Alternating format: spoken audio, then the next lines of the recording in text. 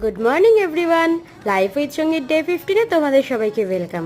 আর আজকের ওয়েদারটা ঠিক কভি খুশি কভি গমের মতন, কখনো রোদ তো কখনো বৃষ্টি। আর আমি এদিকে রেডি হয়ে গেছি, একটু বেরোনোর আছে। আর আমি সাধারণত বেশিরভাগ টাইম অনির সাথেই বেরাই। আর যেখানে আমি গেছিলাম সেখানে দেখো আমার প্রিয় ফুল গাছ দেখতে পেয়েছি। আমার মতন তোমাদের কাদের কাদের কাঠগোলাপ প্রিয় আমায় জানিও কমেন্ট করে। বাড়ি ফেরার সময় এতটাই রোদ উঠেছিল যে আমরা দাঁড়িয়ে গেছি দুজনে আখের রস খেতে। রোদের মধ্যে ঠান্ডা ঠান্ডা আখের রস খেতে কিন্তু সবারই ভালো লাগে। বাড়ি ফিরেই আগের দিন রাতে যে দইটা বসিয়েছিলাম, তাও আবার কাচের গ্লাসে, দেখে নিয়ে এবার সেটা কিরকম জমেছে। আর এটা বেশ ভালো মতনই কিন্তু জমে গেছে, আর স্বাদটাও ছিল অতুলনীয়।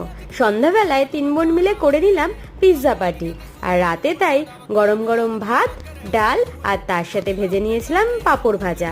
আজকের মতন এতটাই, দেখা হবে আবার পরের ব্লগে।